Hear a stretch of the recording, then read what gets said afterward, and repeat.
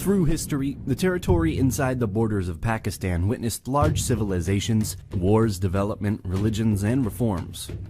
In this video, we will advance rapidly through some important events that existed here. Modern humans are thought to have arrived on Pakistan between 73,000 and 55,000 years ago. Settled life, which farming and pastoralism, started around 7000 BC. People worked in agriculture and in domestication of animals like goats, sheep, or cattle. The period of this land is expansion of the Arab caliphates. A large expansion happened in the 7th century. After conquering the Middle East and the Sassanid Empire, Arab forces had reached the Indus Valley. Muhammad bin Qasim conquered most of the Indus region for the Umayyad Empire. During the time of Arab caliphates, a gradual conversion to Islam happened as the new religion spread more and more.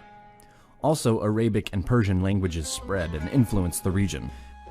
Ghaznavid Empire and then Ghurid Empire ruled for centuries over the Indus Valley and beyond. By doing so, the new culture and religion was embraced by more and more people, becoming dominant in time. The Delhi Empire was a sultanate based in Delhi that stretched over large parts of India, ruling over the largest rivers here and also deep in India's territory. This sultanate was ruled by 5 dynasties: Mamluk, Khalji, Tughlaq, Sayyid, and Lodi. During and in the Delhi Sultanate, the emergence of the Hindi-Urdu language started to happen. There was a synthesis of Indian civilization and that of Islamic civilization, and the further integration of the Indian subcontinent with a growing world system and wider international networks spanning large parts of Afro-Eurasia, which had a significant impact on Indian culture and society. Mongols attacked the region between the 13th and 14th centuries. Timur invaded the Punjab region and sacked cities at the end of the 14th century. The First Battle of Panipat was fought between the invading forces of Babur and the Lodi Kingdom. It took place in North India and marked the beginning of the Mughal Empire and the end of the Delhi Sultanate. This was one of the earliest battles involving gunpowder, firearms, and field artillery in the Indian subcontinent, which were induced by Mughals in this battle. The early modern period started with the Mughal Empire. Mughal rule was briefly interrupted by the Sur Empire. The religion of Sikhism originated during this era in the Punjab province of Pakistan. Mughal rule was the time of economic development, prosperity, and peace for Pakistan, which remained nearly 2 centuries and also the golden age of the region. They were responsible for spreading Urdu and built many masjids, mausoleums, madrasas, and forts in Pakistan. The period was marked by economic activity, excellence in painting, and magnificent architecture. The Mughal dynasty greatly influenced the art, architecture, culture of today's Pakistan. During the decline of Mughal in the late 18th and early 19th century, the other dynasties invaded and then controlled the region. Over these lands ruled the Durrani Empire, the Marathas, and the Sikh Empire. Most of the territory of modern Pakistan was occupied by the East India Company of the British Empire. A series of conflicts followed in the region, in which the British fought local rulers, Sikhs and Afghans. Pakistan became part of British rule later than other parts of South Asia, and it stayed this way until the 14th of August, 1947, when Pakistan gained independence. The 2 provinces of British India, Punjab and Bengal, were divided along religious lines. Violence and conflicts existed between the Hindus, Sikhs, and Muslims, and millions migrated to the new borders in some exchanges of population. The dispute over Kashmir escalated into the first war between India and Pakistan. Constitution in 1956 led to Pakistan declaring itself an Islamic republic, with the adoption of a parliamentary democratic system of government. Another conflict with India will happen that took place between April 1965 and September 1965. Economic grievances and political disenfranchisement in East Pakistan led to violent political tensions, escalating into a civil war. Then, another conflict with India. Pakistan was defeated in the war, and this led to the Bangladesh independence. Between 1971 to 1977, Zulfikar Ali Bhutto creates an Islamic socialist system. The Islamic law is imposed, political crises, new elections, and instabilities existed until this day. Also, an important fact of the period of modern Pakistan is their population boom. If in this region lived 35 million when they achieved independence, by 1990 here lived around 100 million, and today more than 200 million people.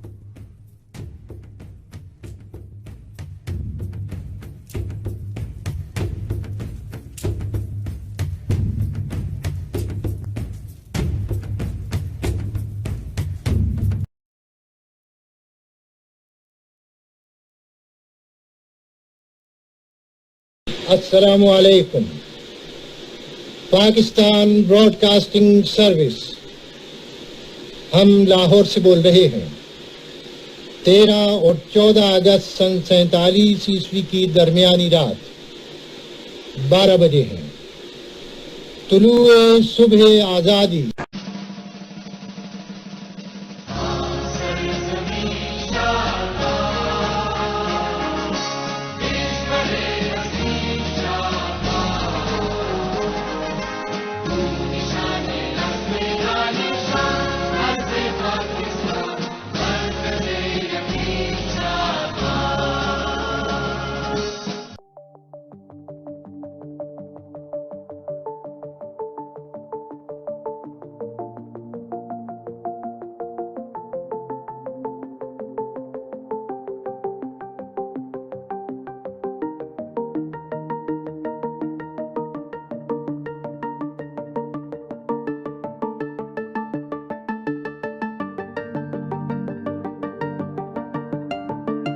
Years. Here's why. The British ran India for more than 2 centuries, and it would be a bit of an understatement to say that Indians weren't happy about it. All the country's rage was directed at the British. To put a stop to that, India's colonizers had an idea: divide and rule. What does that mean? Pit Muslims against Hindus, against Sikhs, against Christians. To put minorities in positions of power over majorities. The idea was, if they're fighting each other, they're not fighting us. Ingenious, right? This isn't to say that Indians didn't fight over religion before the British came, but it was the first time that this was a result of policy. Religion became more important than language and ethnicity, and mistrust between religious communities became the norm. It trickled up to Indian politicians like the Muslim League's Muhammad Ali Jinnah, who talked about having a separate Muslim state if the British were to ever leave. Then World War I began.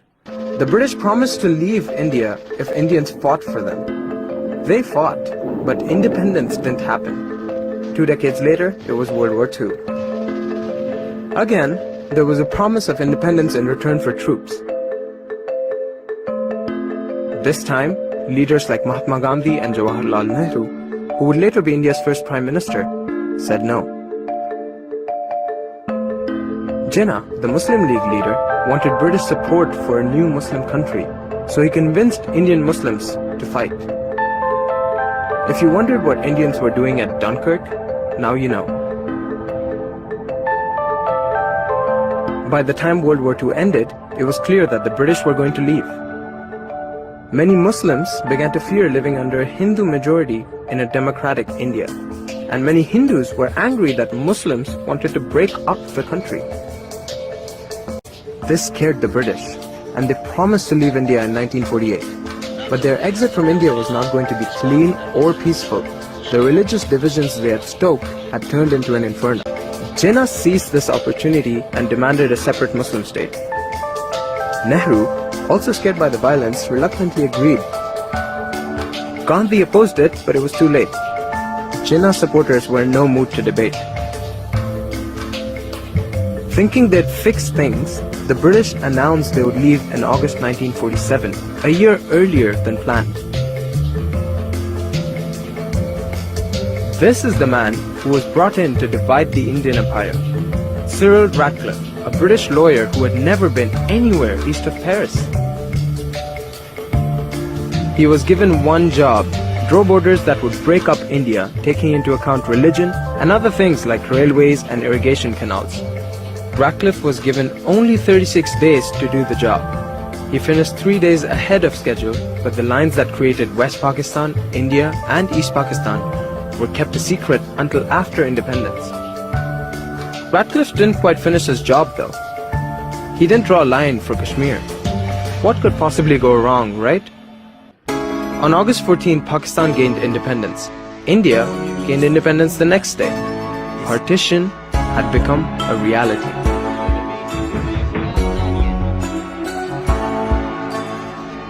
If you think the story has a happy ending, you haven't been paying attention.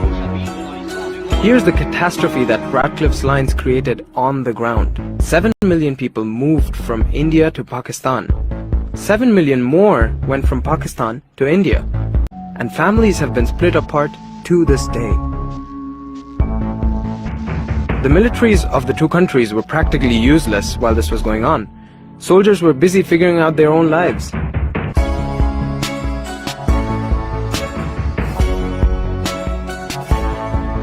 The dust from August 1947 has yet to settle. Since then, India and Pakistan have fought 3 wars over Kashmir and 1 over East Pakistan, which eventually became Bangladesh. Both countries still fight over disputed borders and water, and both are nuclear powers.